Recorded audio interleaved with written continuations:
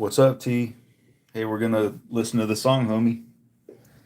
Hang out for a second.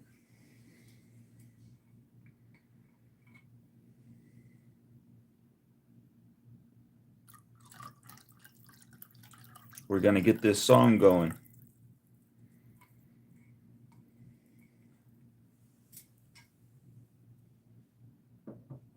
Yeah, just hang tight, homie.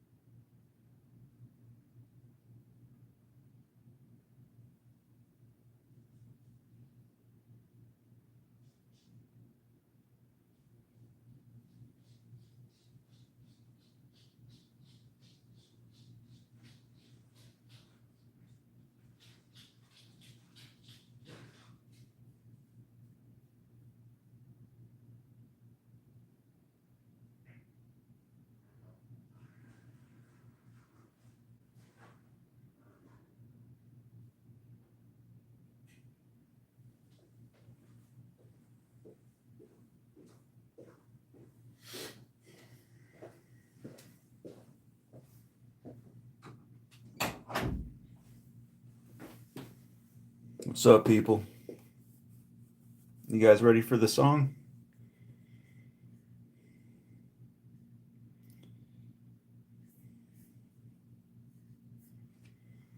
Here, 1 second.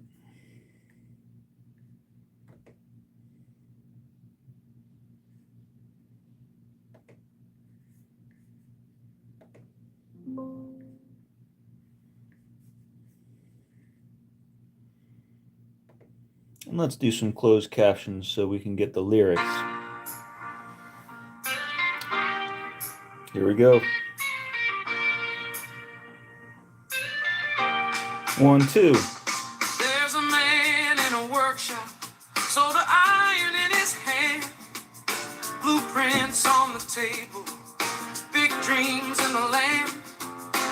Andy L, the craftsman, chasing tone out of the dark, building fire in a circuit, turning lightning into spark.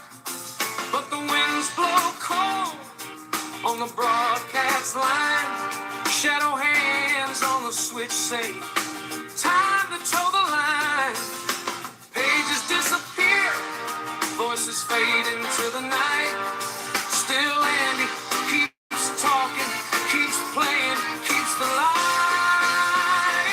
Cause he's tuning up the future, hear the thunder when it roars. Custom 400 coming, gonna shake the earth and floors. Through the noise, through the static, through the battles never won. And he builds Good night, forever brother. with a heart that won't be undone.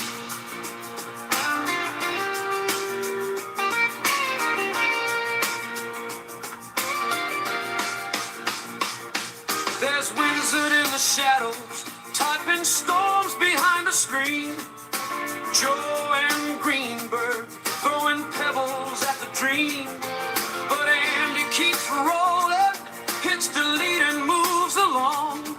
Can't drown out a craftsman with a little petty wrong. And when doubt creeps in like a hum on the line, he smiles at the chaos, says the tone will be fine. Cause he's tuning up the future, hear the thunder when it roars. Custom 400 coming, gonna shake the earth and floors. Through the noise, through the static, through the battles never won. And he builds forever with a heart that won't be undone. Sneaky Luke drops by with a handful of advice. Means well every time, but he's rolling budget dice. And he laughs softly, sweats a cap and sets it straight. Good ideas, Luke, but the details make it great.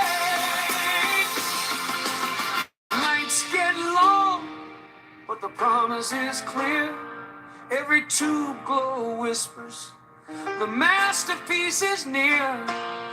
No storm of voices can drown out that sound of a man making magic from the wires he's wound. Yeah, he's tuning up the future. Hear the thunder when it roars. Custom 400 rising like a legend from the floors. Let the doubters keep shouting. Let the darkness come undone. And he's got the power, and his best work's yet to come. So here's to the maker, with the fire in his hands. To the hum, to the hiss, to the dreams and the plans. Through trouble, through trials, through every passing storm, the custom 400's coming, and it's gonna be reborn.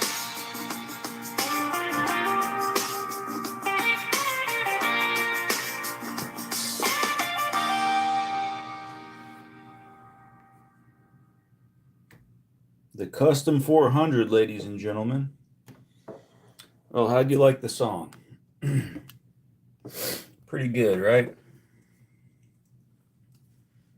Pretty damn good.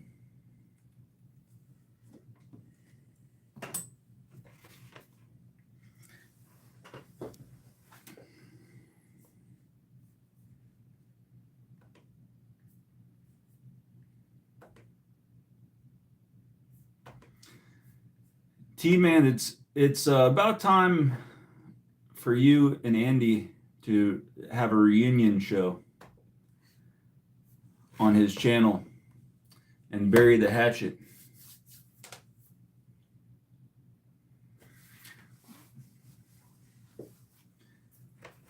So this is how I did it, T-Man.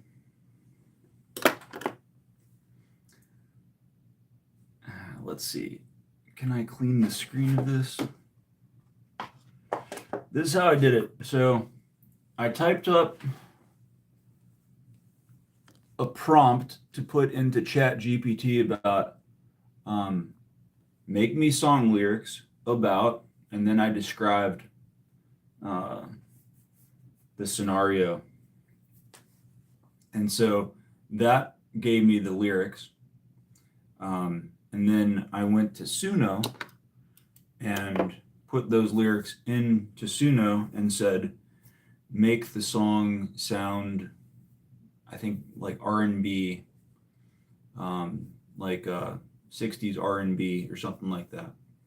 Male vocal. Gave it just a little prompt, and that's what it shot out. It also made some country versions, which I didn't like as much. So yeah, that's how that song came to be. Well, if you look over here,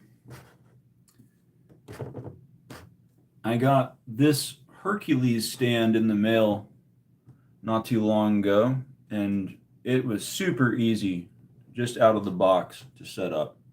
But now, yesterday, as an early Christmas present, I got this metal shelving. So on the metal shelf, I've got the Hiwatt, the Marshall, I've got pedals, I've got a rack with a couple compressors in it, power amp, Furman power supply, and then I've got stuff that has been under my desk over here, up on top. So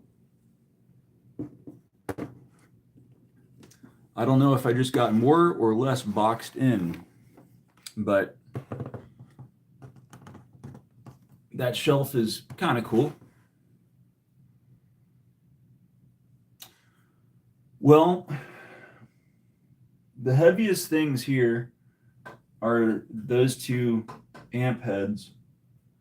The rest of the stuff, now this rack is kind of heavy too, but the rest of that stuff is pretty lightweight. But yeah, that's cool. got a shelf. Let's see. Topics.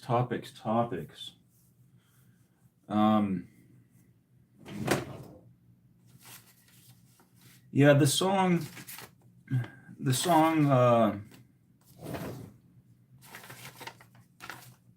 tries to do something positive in a time of such negativity.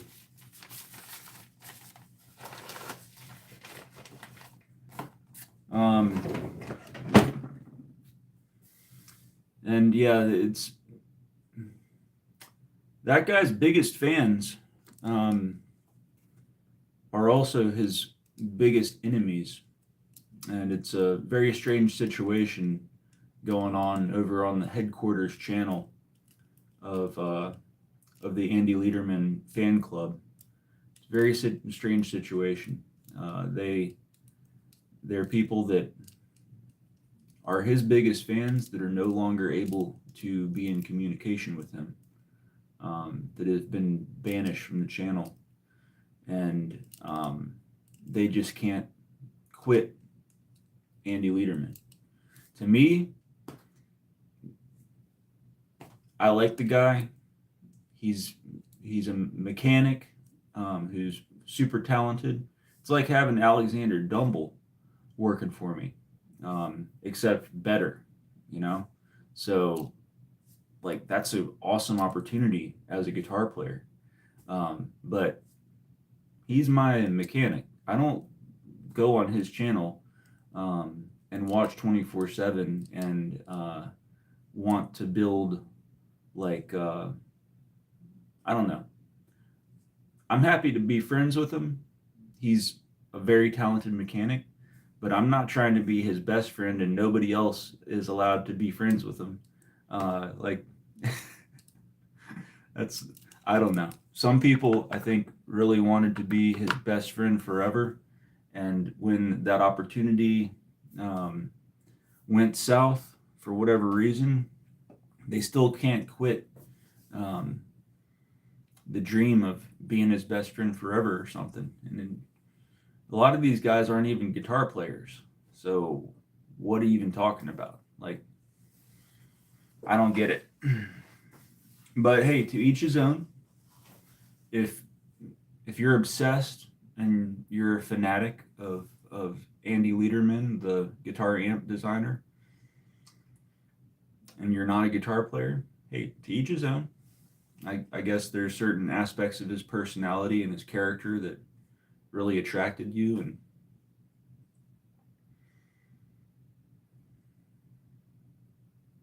and well, T, I think that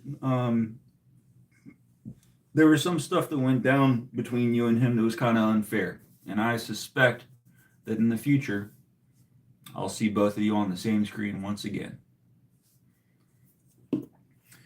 Now, here's something. This is going in the mail tomorrow, and it is in a Furman power supply box. This box, I don't know if you can see anything. Got it pretty well. Oh, there's a little Furman logo. I've got this box pretty well covered in paper because I'm putting it in the mail tomorrow. And if you ever need to put the Fender Princeton reverb tank in a box, the Furman power supply boxes do the trick. This was like the exact size I needed. So, Fender spring reverb tank. It matches up well with a Furman power supply cardboard box.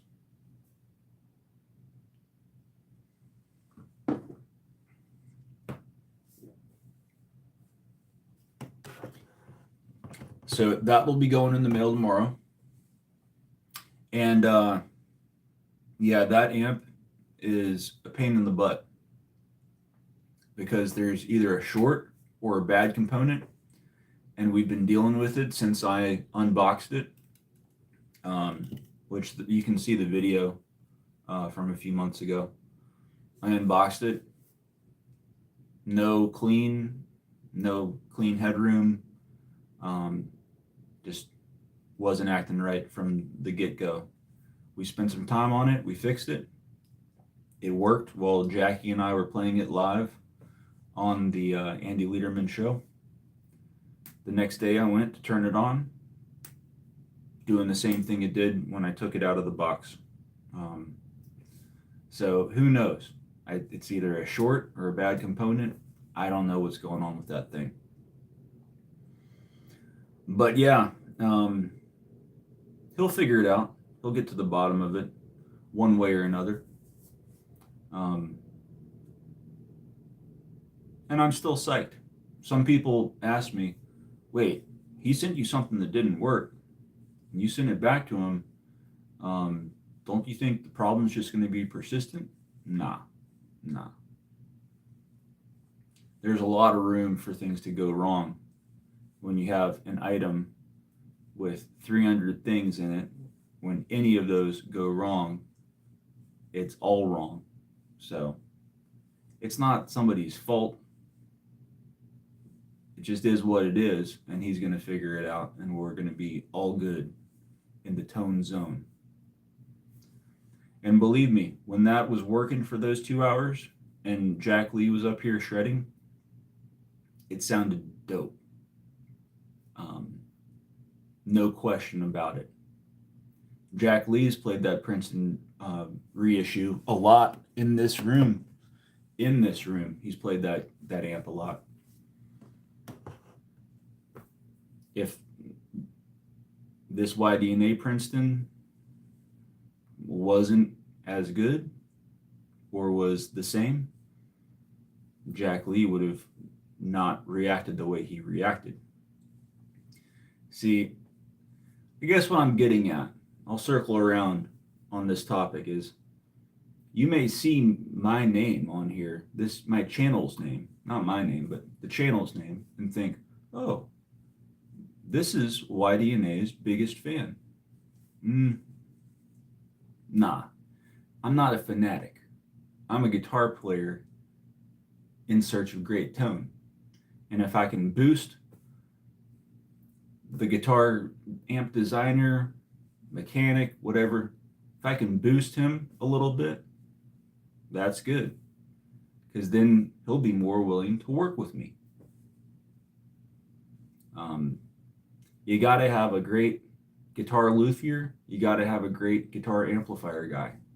If you don't and you're a guitar player, you're going to kind of get stuck.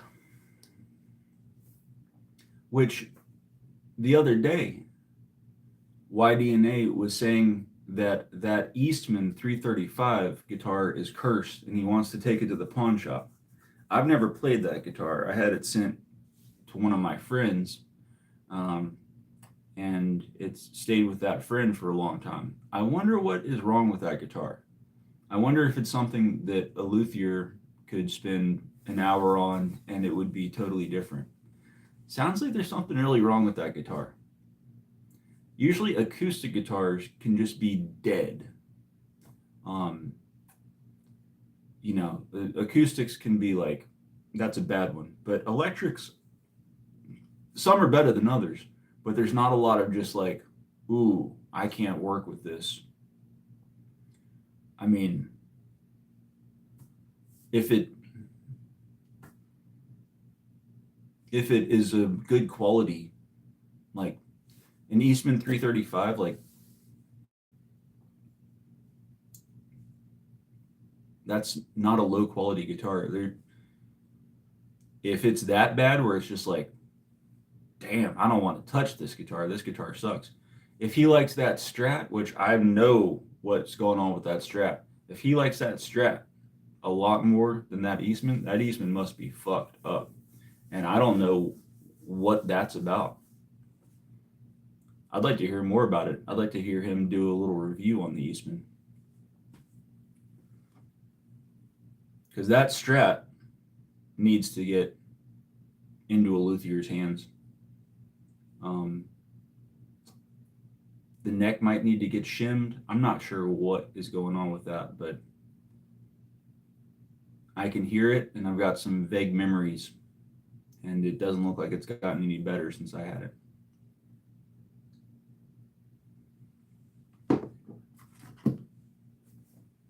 I'll tell you what, a nut, people think, oh, you get a Graphtec nut and you just throw it in. Nah.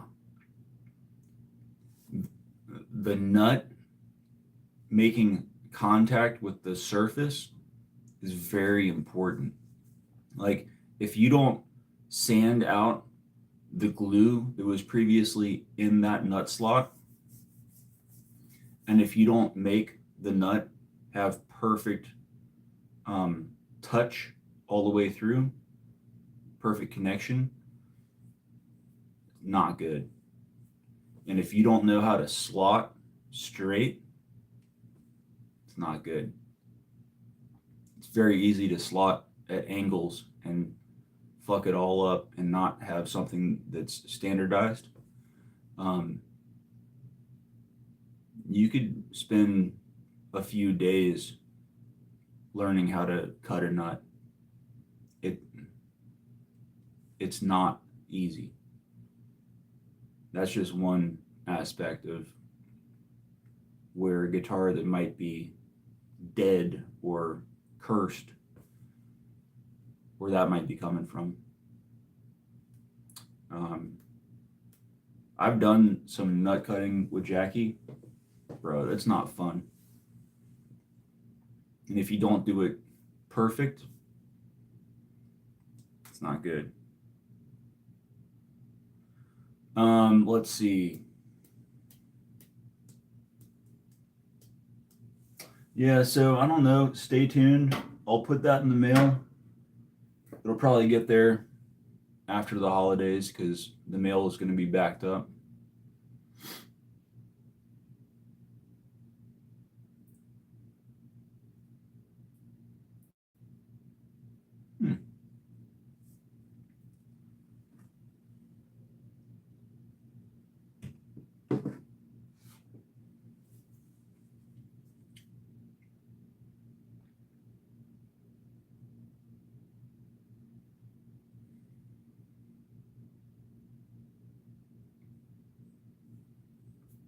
What other topics are there, guys? Come on. Oh, yeah. Whenever YDNA finishes up his remake of a Dunlop wah into a YDNA wah, I'm going to shoot it out with that Friedman Gold 72.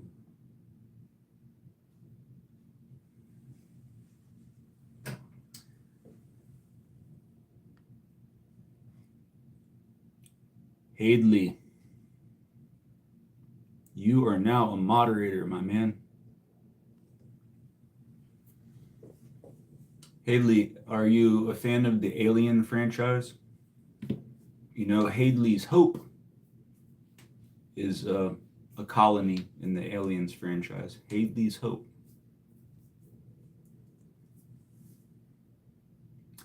How to avoid crap tubes? Man, you're talking to the wrong guy, because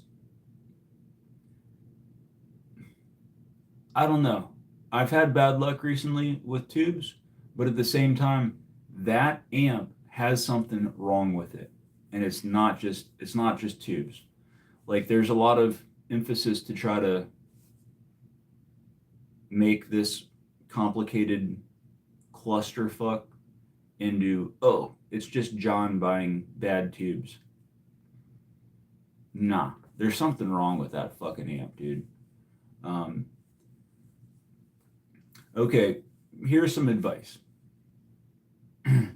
Oh, well, Hadley, you don't have to convince me. I got that Tech 21 trademark 120 212 combo back there as well. Now, this one's not quite solid state, but I also have the Blue Guitar Amp 1 Iridium, which is badass. It does have a sub-miniature Russian tube in the power amp section. But yeah.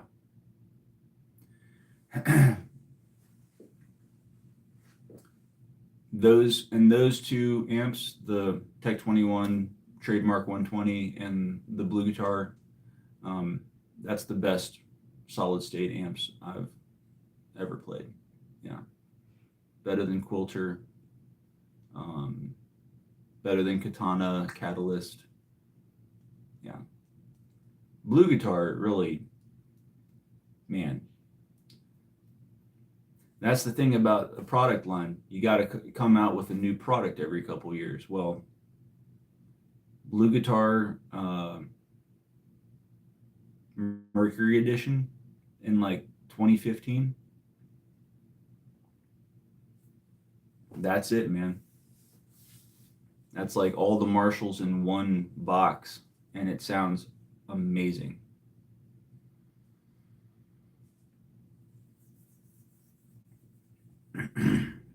Okay, so here's the advice about avoiding bad tubes. Is that when I bought Mullards on sale for 20 bucks, down from 28 bucks, YDNA criticized me saying there's a reason why they're on sale. Because it was a bad batch. It was something that got knocked around. I don't know. But YDNA says with tubes, you want to pay full price. Don't look for a deal. Take that for what it's worth. That's some advice on tubes. Pay the full price.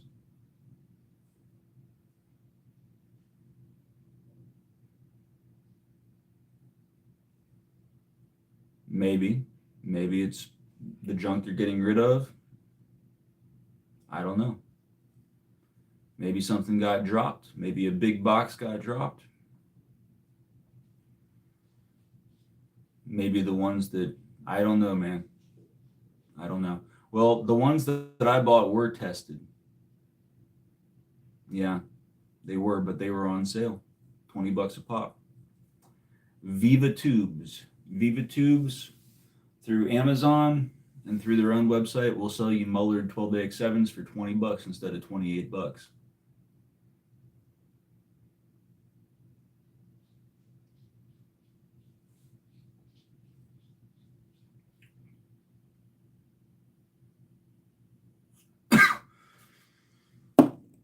So yeah.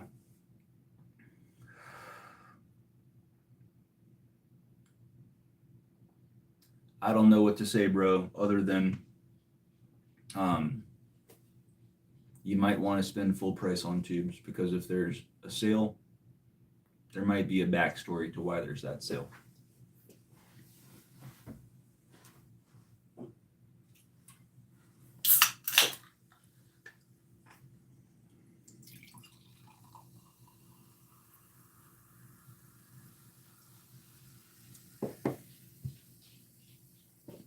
You know how much what parts cost?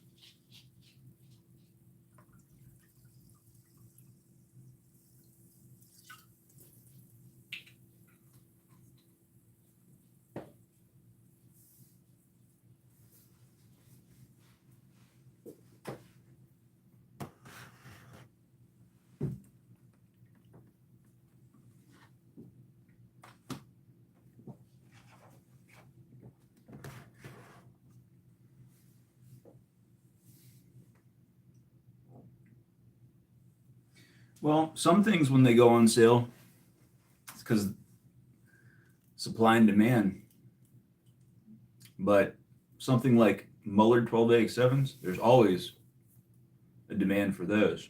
So there might be a naughty reason why they went on sale.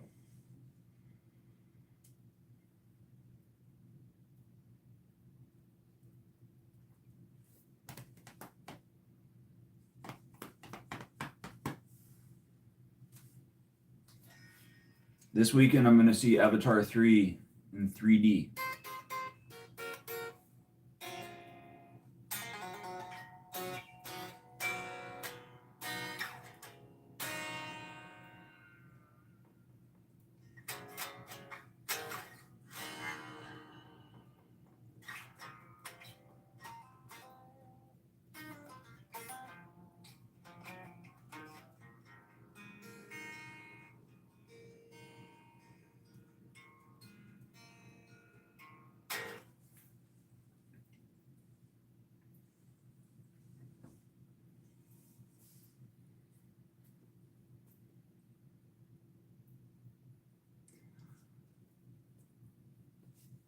Ladies and gentlemen, check out the Infiltrator.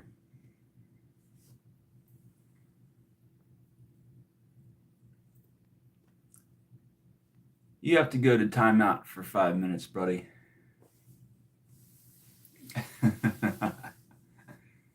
What's up, Joe? Joe, like I said the other day, you should start your own channel and do comedy.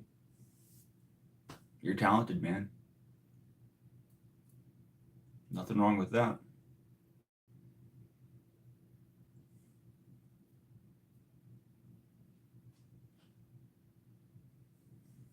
At the end of the year, if it ain't sold, you got to pay a tax on it for sitting on your warehouse shelf. Interesting. Yeah, if you're buying in the quantities that Marshall would be buying, Marshall 100-watt head is probably $500 or less. Yeah.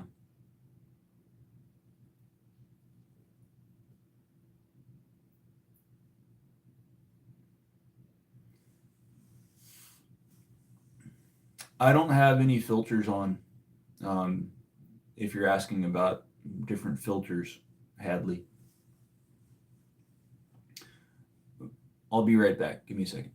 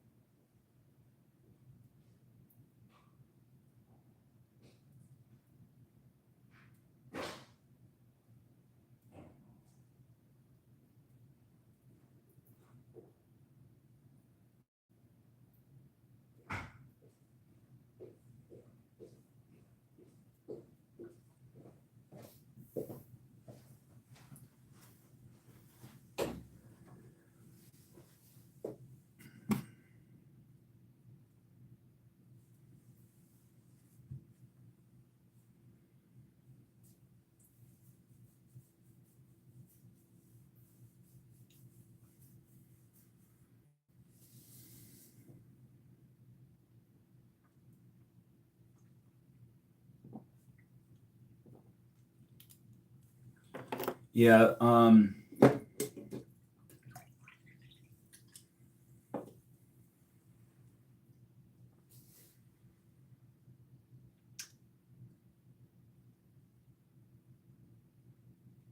Well, I guess.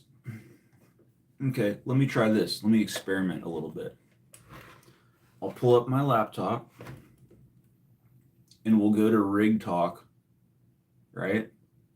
And I'll use the headlines on the forum as shit to talk about on the channel.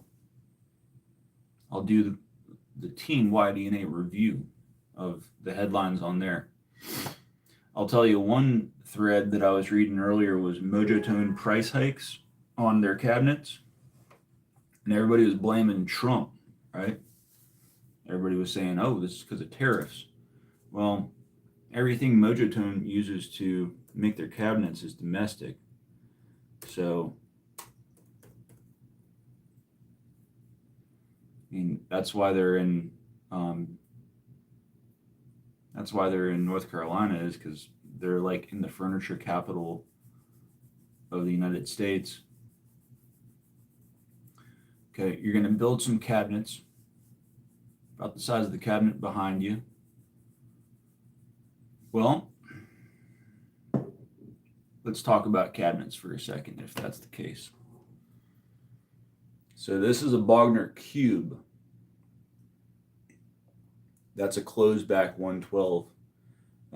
Overbuilt, really exact specs. Like taking the back off, that backing piece, it fits in there tight. Really good.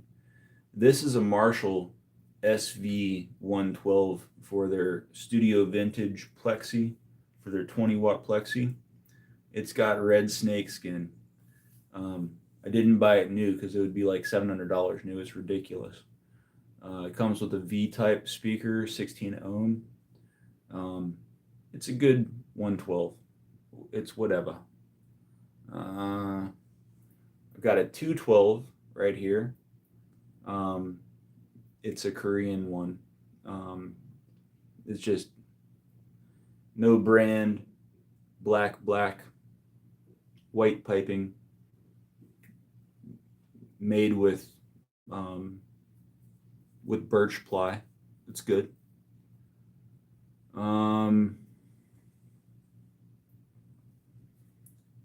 Oh, and then this is a Mojo Tone. I've got a Celestion triple cone for the modelers. Here, let me get this camera out.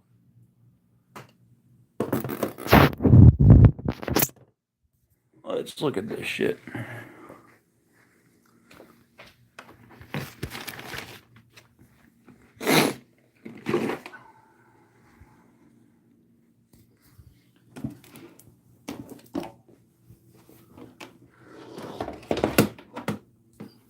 All right, so this is a Mojo Tone with the triple cone Celestion speaker.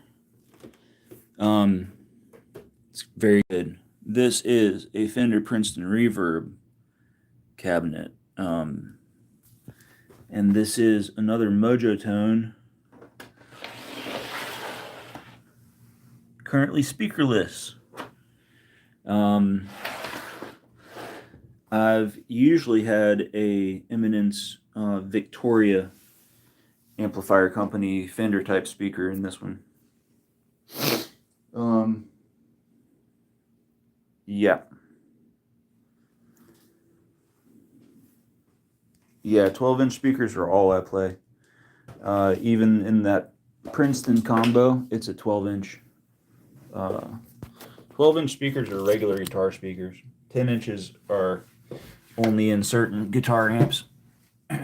All right, let's see this. The Marshall on the shelf is a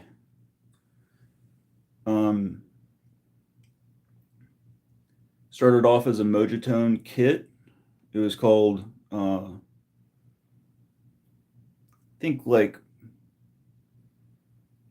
Marshall 70s. I forget the name that they give it, but it's the JMP.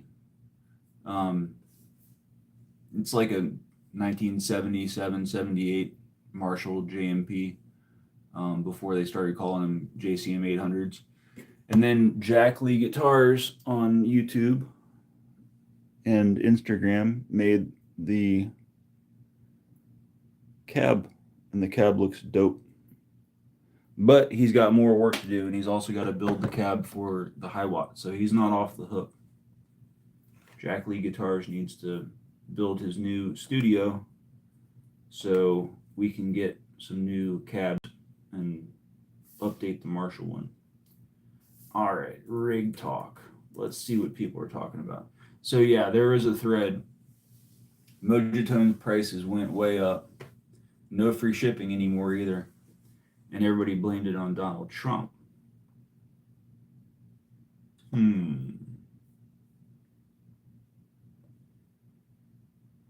Oh, the first.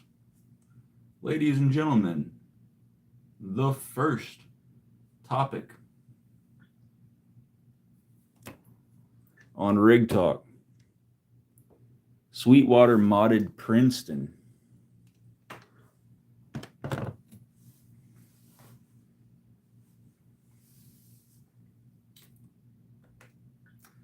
Man, you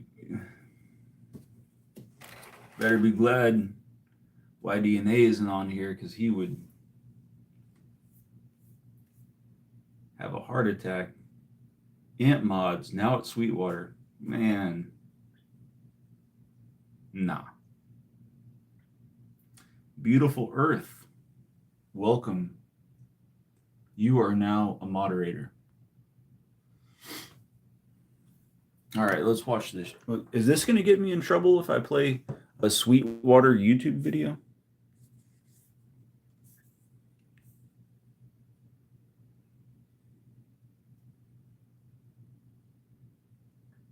Guys, is this going to get me in trouble if I play a Sweetwater YouTube video. Yeah, it's like the first year they made the 2 inputs instead of the 4 inputs. It's got a lot of Kerrang. You can hear it on my channel if you go searching for videos, man. It's good.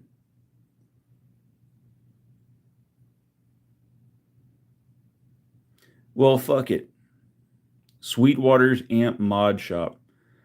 Now, you guys know what, after going through the saga of the YDNA Princeton, you guys know what a Fender Princeton reissue looks like inside. It is not good. Cheapest components possible, and it's looking like a VCR. Not as bad as Mesa, but it's still looking not like a tube amp. Let's see what these guys say.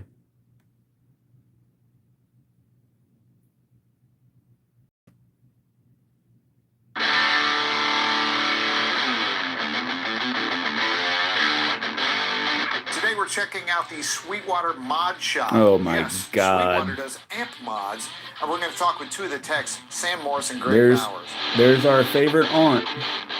These 4 amps are available at Sweetwater. Our auntie from Sweetwater. So you can get them with all the mods already installed. Now they're on Sweetwater's website as the Sweetwater exclusive mod shop versions. So right behind me are the prototypes of these modded amps. And after we talk to Sam and Greg, I'll play a little bit through each of them. Auntie I've also Carr. got a 5th amp, a PRS Sanzera with a speaker swap, and we'll check that out. Oh, and of course, God, this a is just an Sanzera. example of what the mod shop is capable of.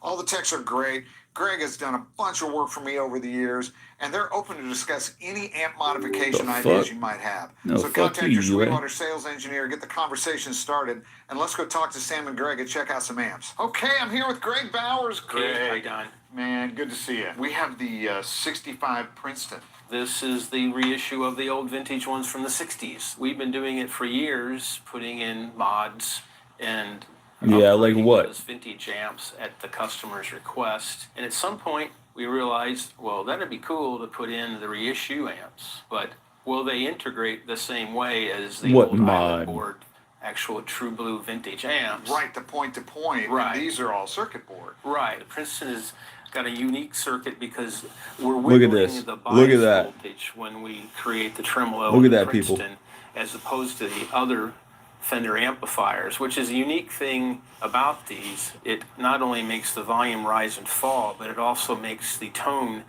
get darker and brighter. This is giving it a little more of that. So we're not changing anything. We're making it just a little more of the good stuff. Also, this has the What are you even mid-range talking about? control as well. Right, here in the back, a very significant thing to put on a Princeton is that having the ability to adjust your mid-range just like you could on a twin amplifier, and everybody is just gangbusters about it. It's great, man. It really works. and Okay, it so they sounds can put a fantastic. mid What's really pot on interesting it. to me Okay, is that what else? since this is a 10-inch speaker and the tweak version is a 12, you'd think, oh, well, it's just a little speaker difference. It's like, man, 2 completely different amps, really. Right. One of the first mods that people did to these was to take the baffle off and put a 12 in it. You know, Fender followed along and started building them with that here for reissues. That's what I've got. Yeah. I got a 12-inch.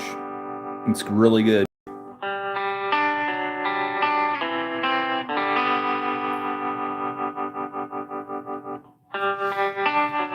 That's one thing that YDNA couldn't figure out was the tremolo circuit. And I don't really care because I don't use tremolo anyways, but that stumped him.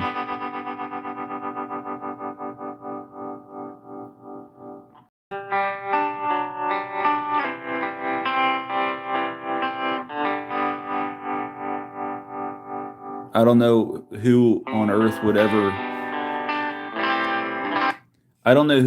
ever want the tremolo sound. People make such a big deal over it. It's like they turn on tremolo and they're like, oh my God, that's beautiful. It's like, bro, come on.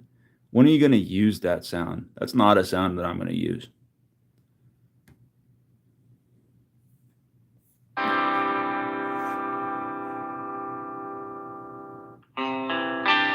Yeah, you're right, beautiful. They should crank the shit.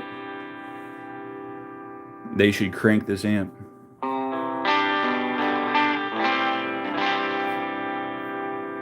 All right, so they added a mid-range pot to a Princeton All reissue. right, the tried and true, man. 65 Deluxe Reverb. Yep. Can't go wrong with this thing. A lot of the same things that you see on the Princeton, but then a few more because we have extra channel here, the normal channel.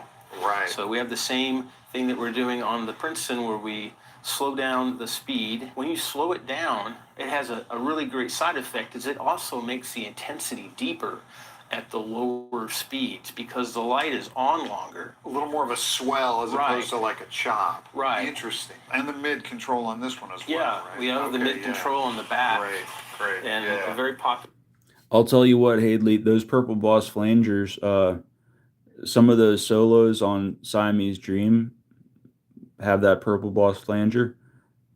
That's a great fucking wild sound, man. I love that sound. One of my favorite effects pedals I've ever had was the Paul Gilbert Ibanez flanger. That thing was wild. I loved it. I don't have any flangers right now, but dude, if you can get a flanger that is mind-blowing, it's an experience. Okay, back to the vid. Spot, and this is a long time favorite mod to put on these amps that don't have mid-range. Yeah. There are two things. Okay, we're back to adding a mid-range pot. But I'm pretty excited about What it. the fuck, man? Well, the other That's it? popular thing is to join the channels together so that the normal also has the reverb and the tremolo onto it. But an extra side effect that's really cool is that they are now in phase. Yeah. So now we can jumper these two channels together. You get gain stack, you got more of a drive to your output section. You can do things like you can put a 12AY7 in the normal side if you actually want to make it a little leaner and you want it to be super, super clean. This is a fun amp to play, man. Nice job. That's pretty much it Cool, man. in the basket there. Great sounding stuff, man. Killer work, man. Okay, so they've let you know that they can do a mid-range pot on a Princeton and a Fender Deluxe. Not really feeling that. Okay, what's next?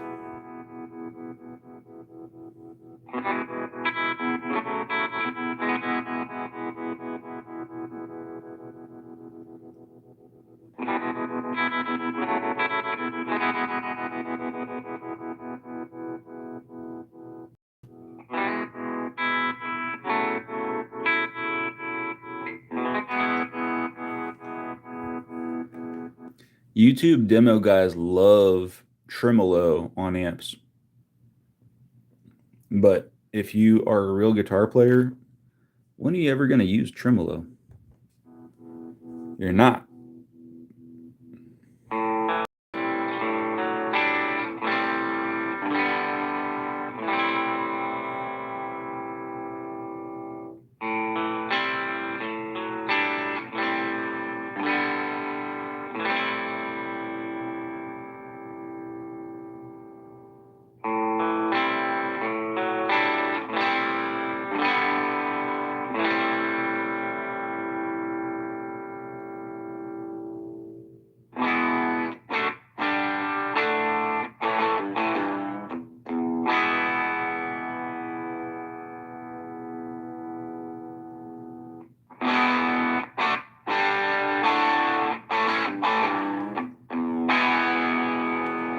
Well, so he's jumpering channels with a cable.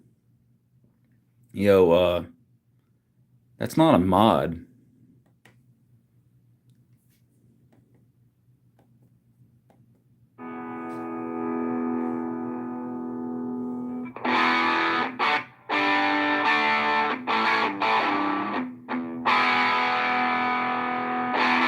So I'm here with Sam Morris. Sam. Don, good to see you. So what do we got here? So this is the 65 Princeton Reverb reissue. It is the tweed version. So differences between the blackface and this amp. This one has the tweed exterior, and it has a 12-inch speaker instead of a 10-inch. This one actually has the 12-inch Cannabis Rex. Two mods on this one.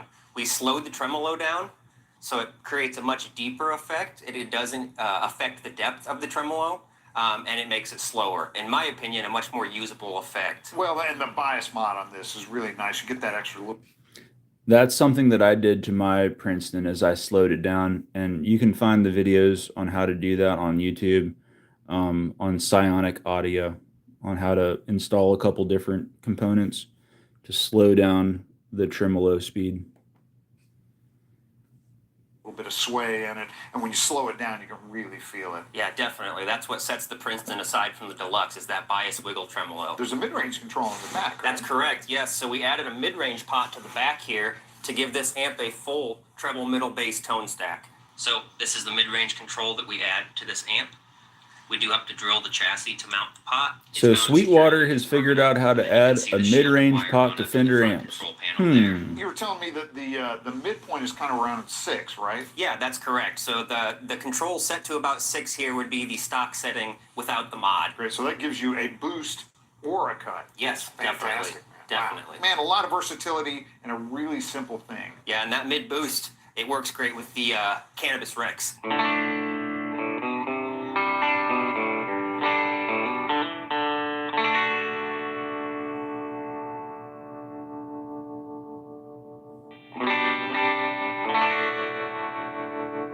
He loves that trim.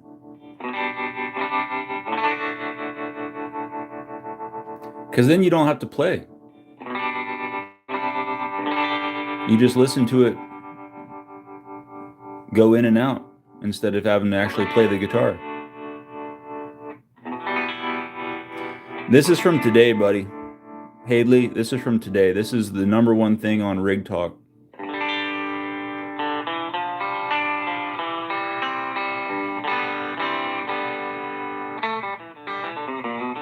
I went to the Rig Talk forums just to find some content, just to find some topics.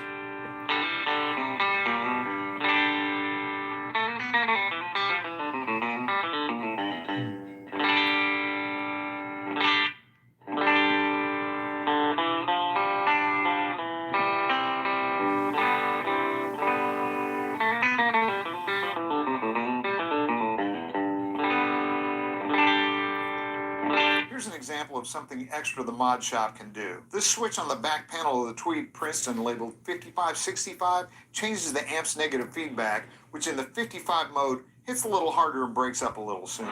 Let's listen. Oh, okay. Now we're talking. This is the first thing that's cool. A negative feedback switch that goes from the 50s to the 60s.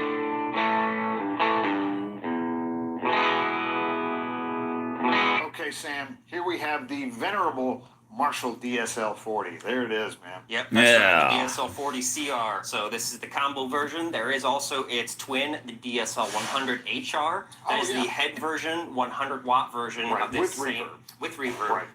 Now, look, I'd probably rather play one of these guys than the Fender amp. Maybe not, though. I love Marshall Kerrang, but a stock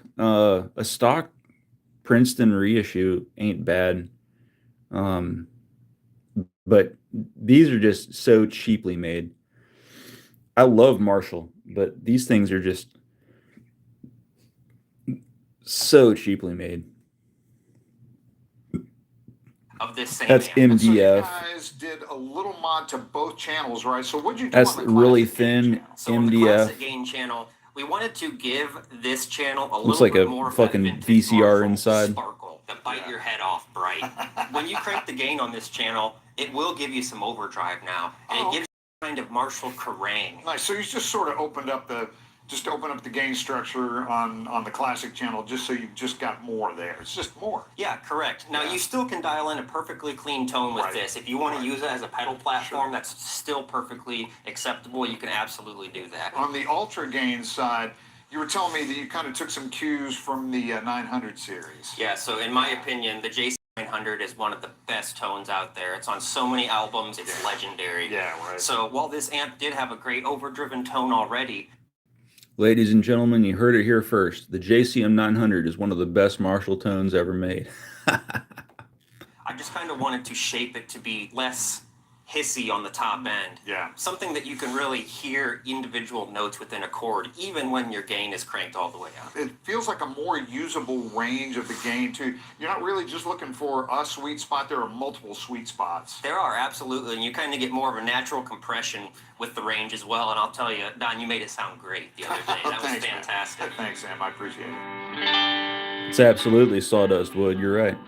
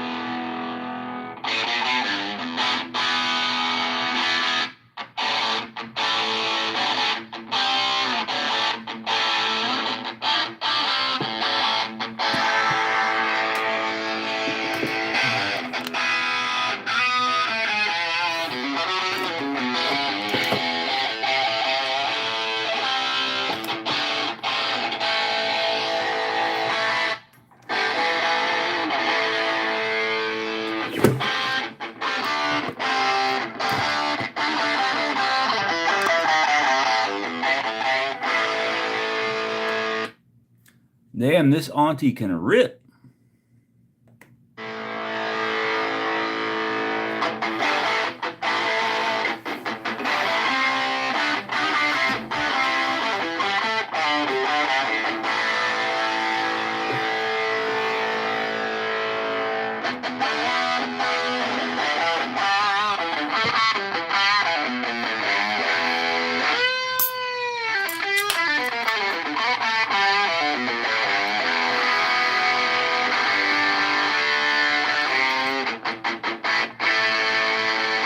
Changing the speaker in your amp is a huge difference maker for not a lot of cost and effort. Sweetwater's been offering amps with different speakers for a while, Tweed Princeton and DSL 40, for example, and now the Mod Shop is offering the PRS Sanzera with the Celestion Heritage G1265. Here's what that sounds like.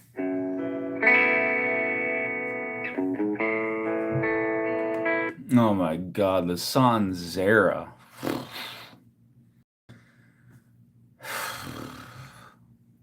Ladies and gentlemen, I think the Sanzera is the new first tube amp for the teenagers. It used to be the Hot Rod Deluxe would give you your first tube amp experience. Now it's probably the Sanzera. Ugh.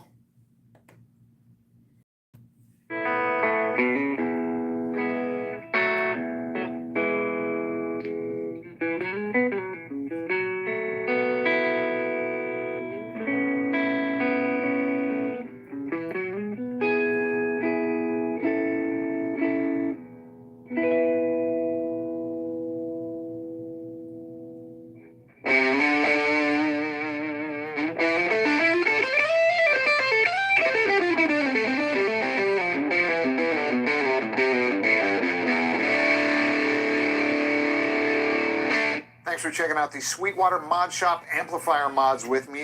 If you have any further questions about these amps, or if you'd like to get started on your own amp modification ideas, please. Oh, God. That's like how to extract money from teenage guitar players or people that have the understanding and knowledge of the teenage guitar players. Just basically how to extract money from noobs. That sucks. Ugh. All right, I'm looking for content topics here. Okay, yeah. Arm the Homeless guitar. This was a thread I saw earlier. This is funny as hell. So now you got a $1,700 made in Mexico Strat.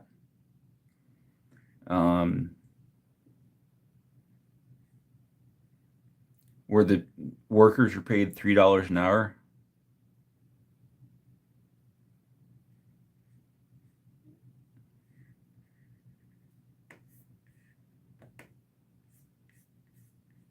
From a Harvard-educated communist with a hammer and sickle flag on the guitar. Net worth $50 million. This is the cool thing about Rig Talk is the people on here are not conformists like the Gear Page. Rig Talk actually has people that can share opinions freely, and it doesn't get banned and it doesn't get shut down.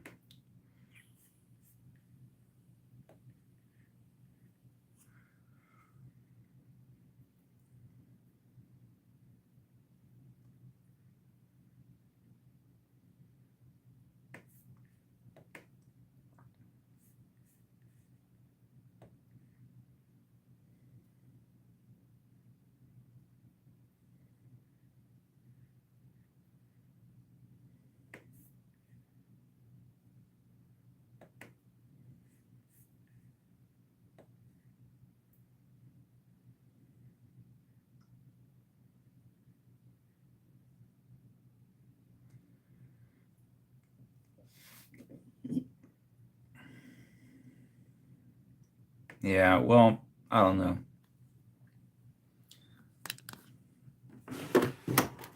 I gave it a try.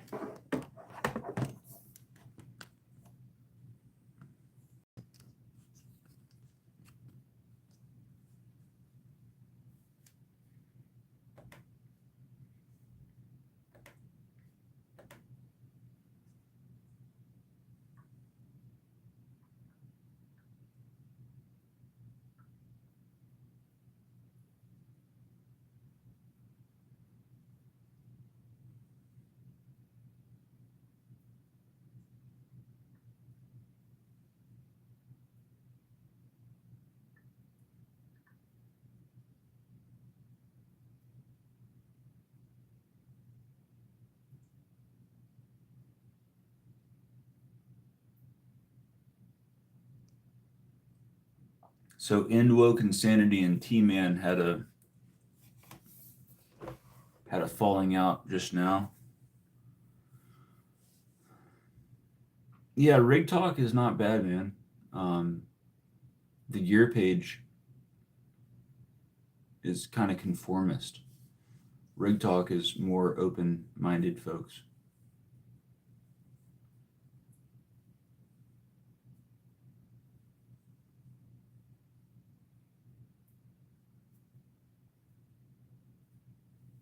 I don't know what that's about in woke. Does he think you're somebody else?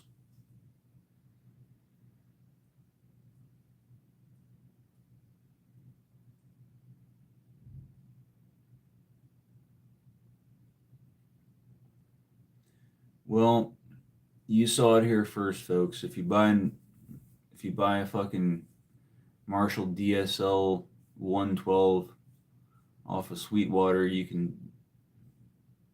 That's what we didn't see. How much are they charging for these mods? Okay, I'm going back to it. How much to add a mid pot to a Fender reissue like a Twin or a Deluxe or a Princeton? How much money to add that fucking mid pot? Is it going to be $175? I've got a feeling it's going to be something like $175.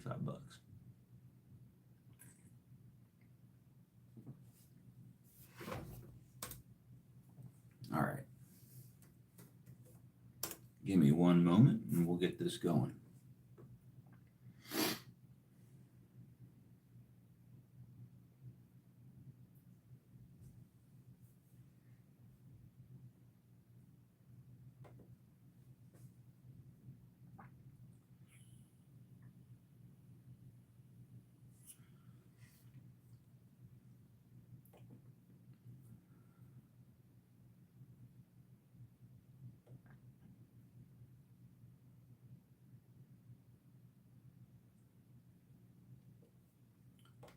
What I would like to see would be this. You buy an amp from Sweetwater. Let's say you buy the Princeton reissue with a 12-inch speaker from Sweetwater. You say, no, I want to have this Eminence speaker in it. I want to have this Celestion speaker. And they say, okay, well, buy the Eminence or the Celestion speaker.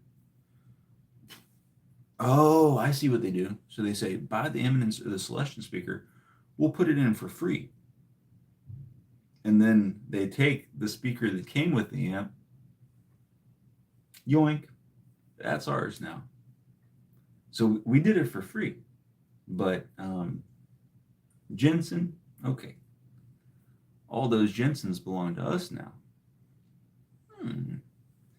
Let me research more. I'm going to get to the bottom of this. Sweetwater, okay. All right, Princeton.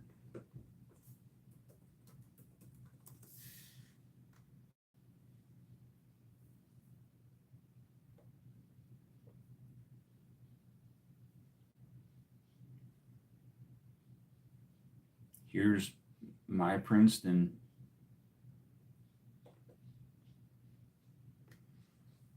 Oh.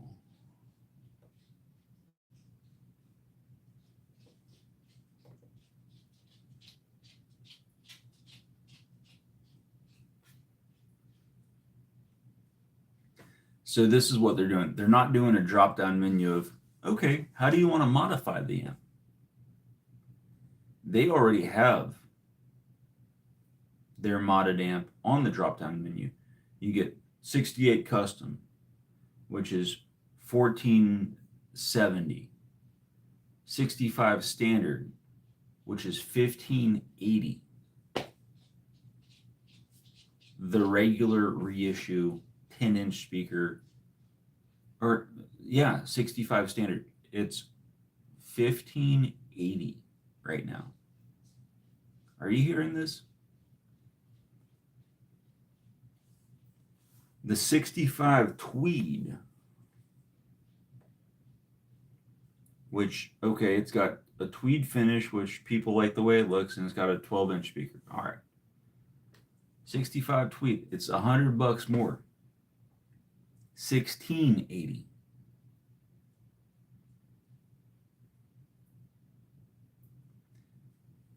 And then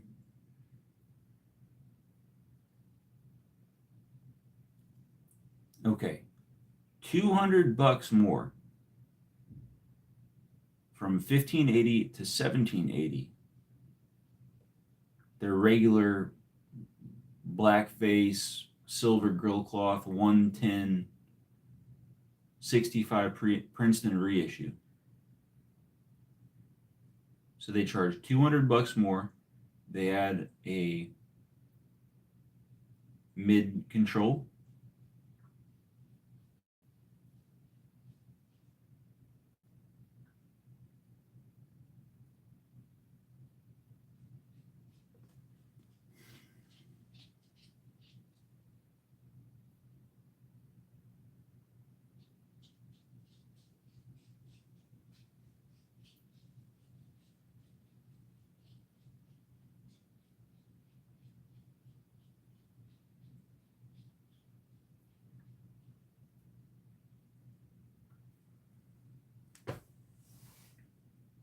Guys,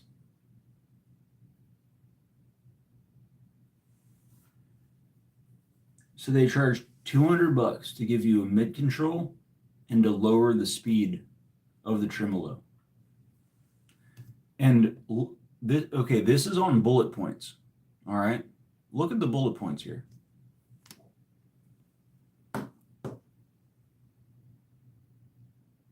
A modern incarnation of one of Fender's most historically significant amplifiers. That is not a mod. This is supposed to be the features. Next, versatile enough to tackle living room rehearsals, studio sessions, and live gigs. That is not a mod. Churns out dynamic cleans and overdriven textures with equal confidence. That is not a mod. Tube-driven spring reverb and tremolo. That is not a mod. Rear panel mid-range control. That is a mod. Modified tremolo speed. That is a mod. Bright sounding 10-inch Jensen speaker. That is the stock speaker. That is not a mod. Birch plywood cabinet. That is not a mod. A cover and a 2-button foot switch. That is not a mod. So the only things on here that are mods are these two. A mid-range control and slowed down tremolo speed. And that cost you 200 extra bucks.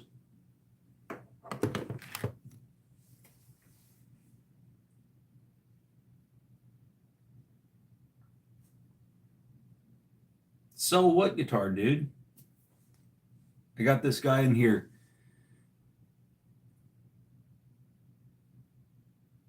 I don't know what your name is.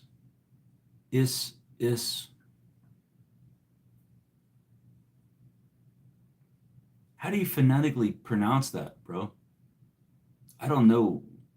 I'm not trying to sell any guitars. You're welcome to the channel, though. I'm just talking about the Sweetwater Mod Shop. Ethos J. Ethos J. No, I'm not trying to sell guitars, dude. I got the Strat, the Explorer, the Les Paul. Got a lot of other guitars, but I'm not trying to sell anything.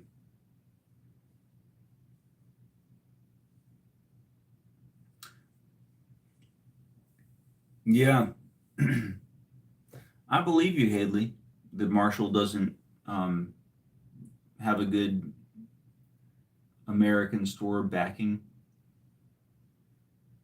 I believe it.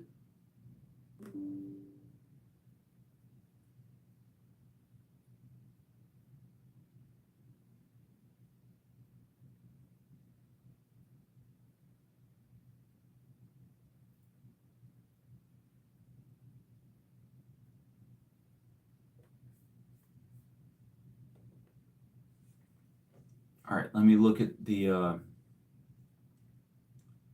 Marshall DSL 401.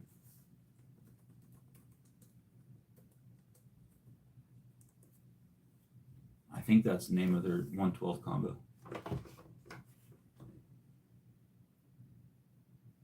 Yeah. Oh, okay. So the Marshall 750, if you buy it stock. If you buy the Sweetwater exclusive mod shop, it's $1,000.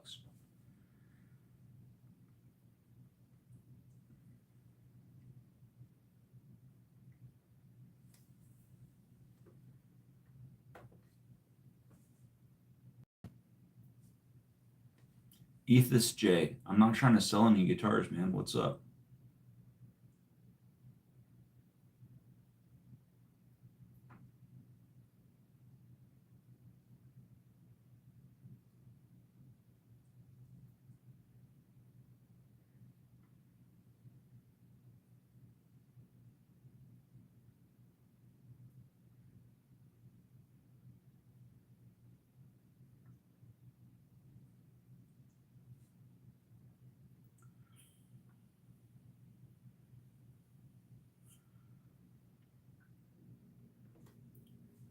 Okay, we're going to look at the features again.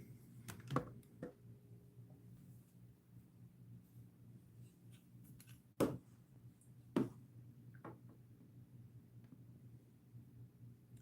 40-watt incarnation of Marshall.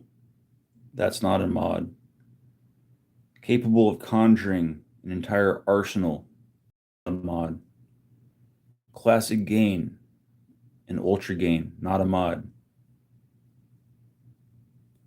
Revoice classic gain channel. Okay, this is a mod. They changed some voicing.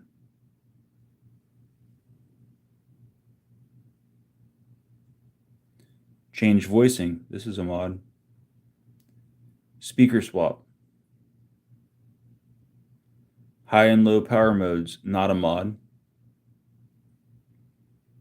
Speaker emulation, not a mod. Resonance control, not a mod. Refined EQ section, they already went over that. Studio reverb, not a mod. Effects loop, not a mod. Two-way foot switch, not a mod. Okay, so revoiced channels and a Creamback 65.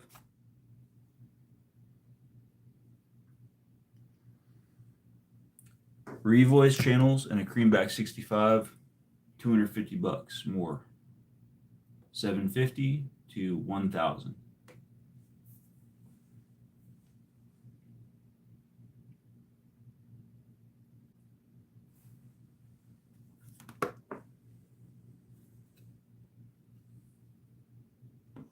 But remember, if you spend $1,000 on this thing, that's all MDF and all made in Vietnam,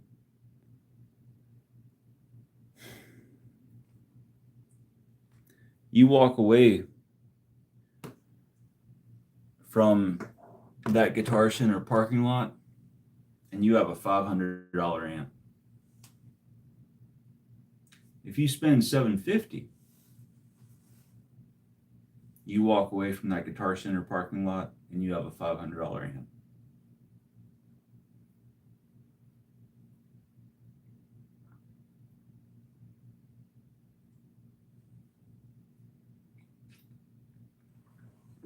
I don't know what to say, ladies and gentlemen. This is a very difficult subject because I want to remind you, every guitar player needs a guitar luthier and an amp master.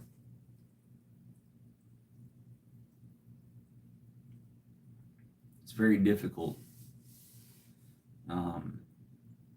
if you don't have the right connections. So these things are very intriguing. They're very tempting when it's, oh, let's buy a $500 amp for $1,000 because it's been modded.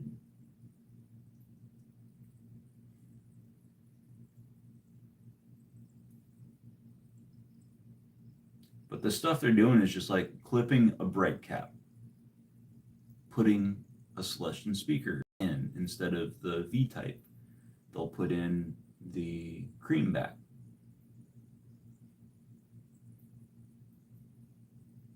Anybody can clip a bright cap. Are they really revoicing it? Or did they just clip a bright cap?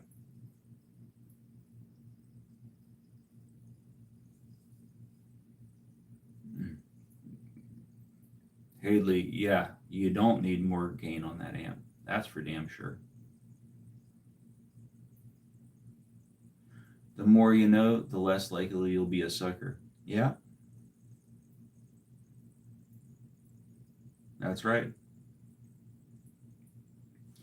And Hadley and Inwoke, if you guys are guitar players,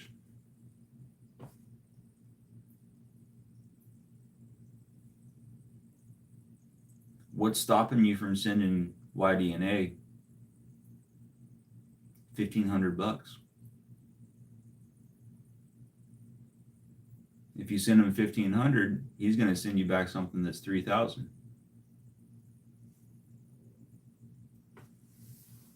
Have you guys been paying attention? This dude's business model is like Jesus Christ trying to do business in modern day capitalist society.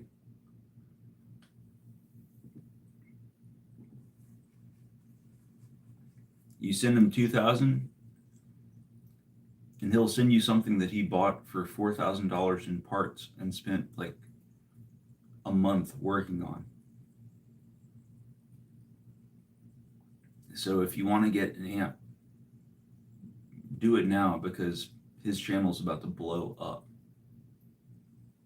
Like,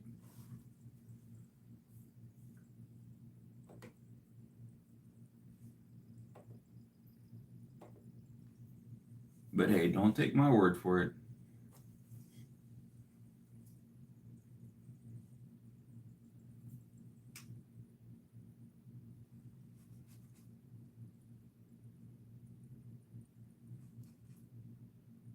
That's what I see happening.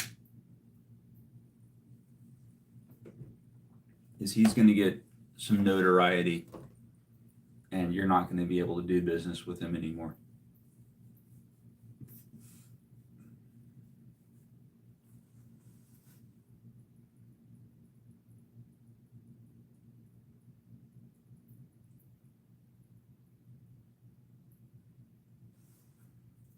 Which clowns, T? Endwoke, yeah. It's not so much about him being an awesome dude as it's about the amplifiers. Like, if you are in need of an amplifier, you might want to send him a couple $1,000 right now and get something that's like $5,000 in return. Like right now, he's about to sell an amplifier that he spent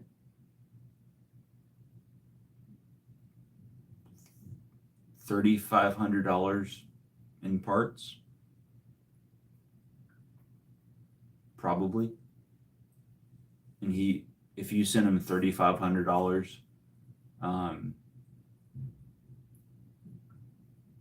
he'd sell it to you. So it's like not even taking into account the labor. Like, that's insane, dude.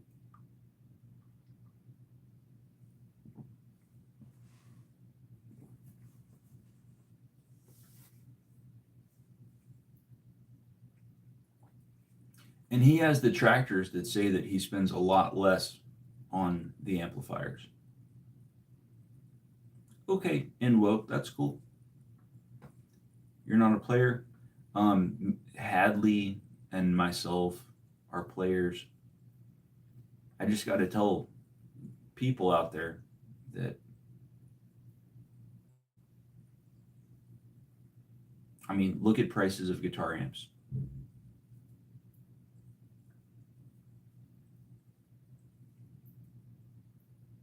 If you send YDNA $1,500, $2,000, $2,500, you're going to get a lot more back than what you send. Now that's between you and him to figure it out. But shit. Right now you can buy a EVH $1,700 112 combo that's called the 5150 6L6. It has no tubes in it, and it's a 112 combo modeling, or not even a modeling amp, it's just a fucking solid state 5150 combo for $1,700. You send $1,700 to YDNA, he's gonna send you something back.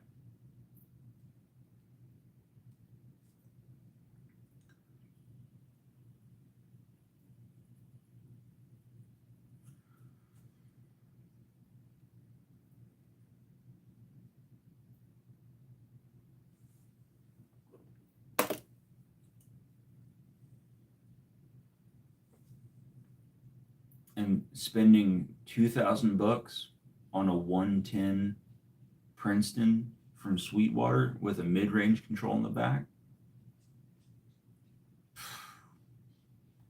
man, you buy the Princeton reissue used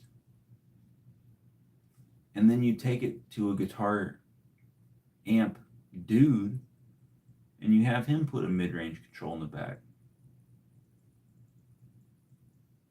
$2,000 for a Princeton 110 reissue.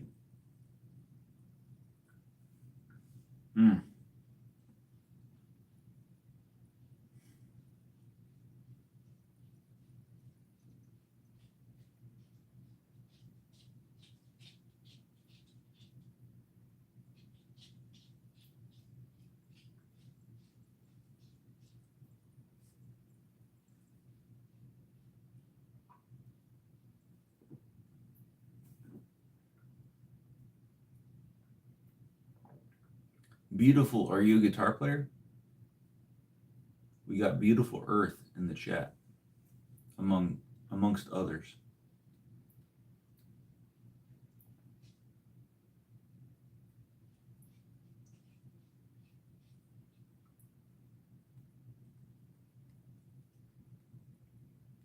Hadley is like a 60-something-year-old guy who is at war with his voice to text. He uses voice to text and is always like, I didn't mean that, blah, blah, blah. Just, hey man, we'll read between the lines, you know? Just put the info out there and we'll figure it out.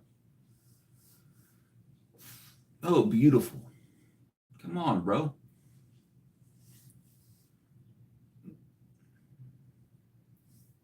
If you're watching the Andy Lederman show, you gotta be a rocker. I was right. That's okay, Hadley. You know. But you don't need to apologize. You can just say, you can just throw the next chat out there and clarify. It's all right. It's all good. But yeah, man, there's something amazing about turning up the tube guitar amps and striking chords, different speakers, different speaker cabs. That's what I'm here for. Now, I know that the Andy Lederman channel is going to go viral, and it's not about the guitar thing. His shit's going to go viral because of personalities, you know, of celebrity. And that's cool. But I'm interested in working with him as a guitar designer, a mechanic. If I was driving Ferraris and Rolls Royces, I would also be interested in having a strong relationship with a mechanic. I have a friend who is in that situation. He has 2 Rolls Royces, and the dude needs a lot of help from his mechanic.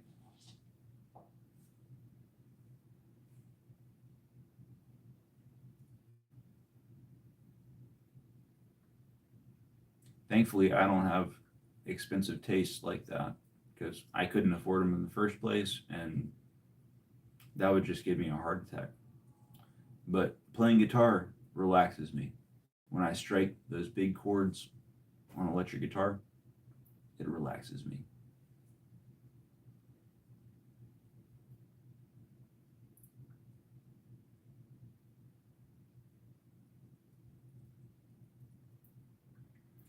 Well, guys, I tried to provide some entertainment. Thanks for stopping by.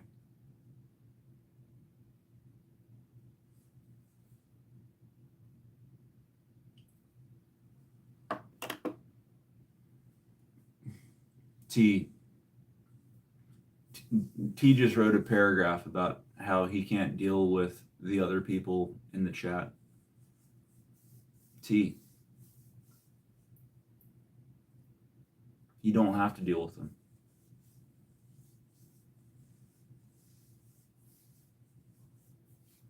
And I hope to see you on live in the near future. on the YDNA channel.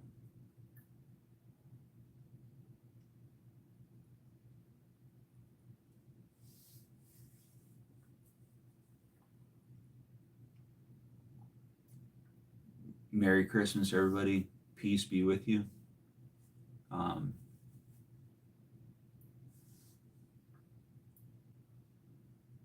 Do something good for yourself. Breathe deep.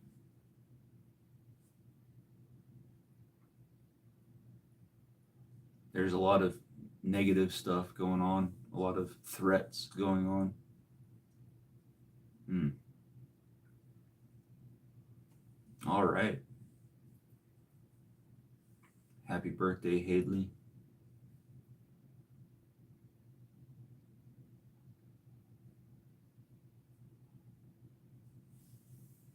Yeah, take care of yourself, everybody. Like, there's a lot of negativity, a lot of threats, a lot of just ridiculous people. Look, the YDNA channel is a talented mechanic who bears it all, who shows his life. And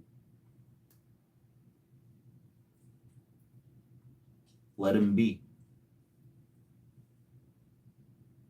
Let him be.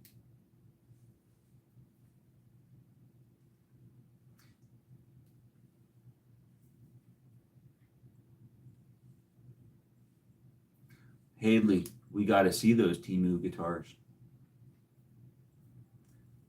Hadley said earlier that he's bought 9 Temu guitars. Well, China's getting good. All right, so we know somebody else associated with this community that has some Chibsons. All right, I won't say who has the Chibsons, but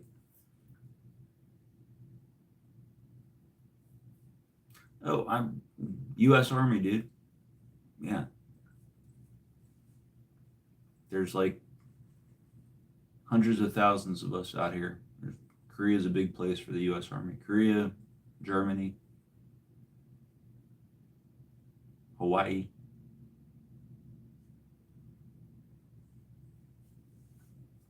Well, Hadley, I challenge you to show off those Temu guitars, brother. Yeah, don't buy stuff for the name. Leave that to the ladies with their Gucci and their Prada. We're full-grown boys. We don't need to buy stuff for the name brand. All right. See you guys. Job in the Army. It changes every couple of years, man. But Signal Corps. Keeping the internet on. Okay, homie.